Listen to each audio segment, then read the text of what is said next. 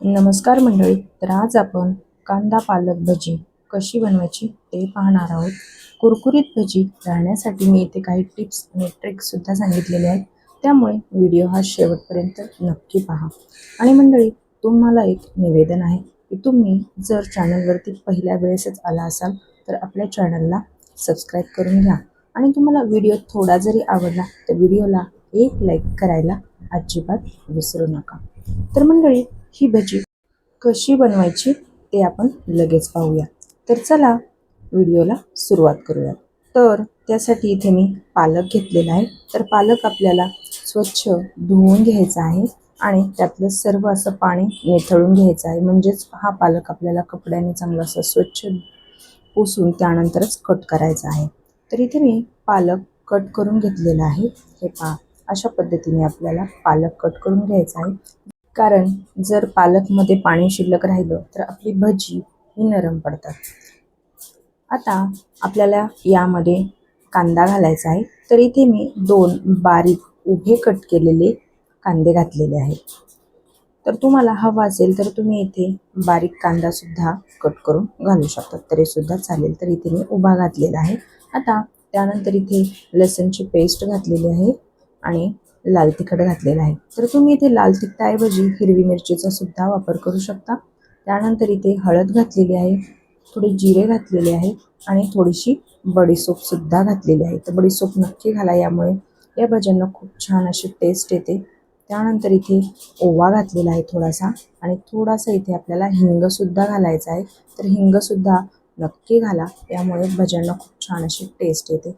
आणि चवीनुसार मीठसुद्धा घातलेले आहे. आता मीठ घातल्यानंतर आपल्याला याला चांगलं असं मिक्स करून घ्यायचं आहे. तर आज आपण ही जी भजी आहेत ना, तर यामध्ये पाणी न घालता आजची आपली ही भजी बनणार आहेत. कारण कांद्यामध्ये सुद्धा पाणी असतं आणि पालकमध्ये सुद्धा पाणी असतं. यामुळे जे आपण पीठ घालणार नाही याच्यामध्ये, तर ते लगेच ओलसर होतं. त्यामुळे आपल्याला यामध्ये पाणी घालायची अजिबातच गरज पडत नाही. जर तुम्ही पाणी घातले यामध्ये तर पीठ जास्त ओलसर होतं आणि भजीसुद्धा आपली कुरकुरीत अशी होत नाही. त्यामुळे यामध्ये आपण अजिबात पाणी नाही घालणार आहोत. जेवढं यामध्ये पीठ ॲड होईल तेवढं आपल्याला घालायचं आहे. तर इथे मी अर्धी वाटी बेसन पीठ घातलेलं आहे आणि यामध्येच आपल्याला 2 चमचे तांदळाचं पीठ घालायचं आहे. तर तांदळाचं पीठ नक्की घाला. तांदळाच्या पिठामुळे भजे आपले जास्त वेळ कुरकुरीत राहण्यास मदत होते. त्यामुळे तांदळाचं पीठ हे नक्की घाला. आता याला चांगलं असं आपण मिक्स करून घेणार आहोत. तुम्ही पाहू शकता अशा पद्धतीने आपल्याला हे मिक्स करून घ्यायचं आहे.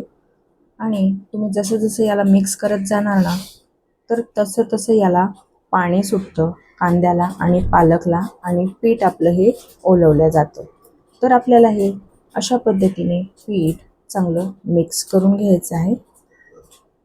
तर मंडळी, तुम्हाला एक निवेदन आहे की तुम्ही आपला हा व्हिडिओ कोणत्या गावातून किंवा कोणत्या शहरातून पाहताय हे मला कमेंटमध्ये नक्कीच कळवा, जेणेकरून मलासुद्धा कळेल की आपले व्हिडिओ कुठपर्यंत पोहोचत आहेत आणि मी तुमचा धन्यवाद देखील करू शकेल.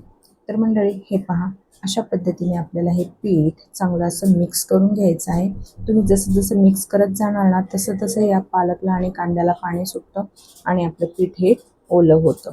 तर हे पहा, आपल्याला अशा पद्धतीने पीठ हे घट्ट असं मळायचं आहे.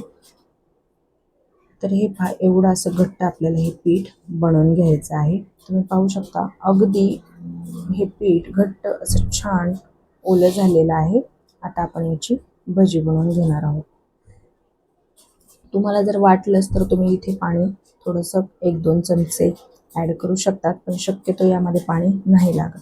आता यामध्ये मी 1 चमचा पांढरे तीळसुद्धा घातलेले आहेत. तर तीळ घालणं ऑप्शनल आहे, नाही घातले तरीसुद्धा चालेल, पण तीळ असतील तर नक्की घाला, यामुळे या भज्यांना अजूनच छान टेस्ट येते. आता इथे मी कढई गरम करायला ठेवलेली आहे. त्यामध्ये तेल घातलेलं आहे. तेल छान असं आपल्याला गरम होऊ द्यायचं आहे आणि मध्यम गॅसवरती आपल्याला ही भजी तळून घ्यायची आहे. जर तुम्ही गॅसची फ्लेम जास्त ठेवणार तर वरतून भजे हे लाल होतात आणि आतून कच्चे राहतात, ते कुरकुरीत होत नाही. त्यामुळे याला आपल्याला लो टू मीडियम गॅसवरती छान असं तळून घ्यायचं आहे. तर 2 मिनिटानंतर आपल्याला याला झाऱ्या लावायचा आहे. सुरुवातीला तेलामध्ये भजी टाकल्या टाकल्या लगेच हलवायचं नाही. 1-2 मिनटं त्याला सेट होऊ द्यायचं आहे आणि त्यानंतर याला आपल्याला पलटून घ्यायचं आहे. तर मंडळी, तुम्ही पाहू शकता की या भज्यांना रंगसुद्धा किती छान असा आलेला आहे आणि अगदी झटपट ही भजी बनवून तयार होतात.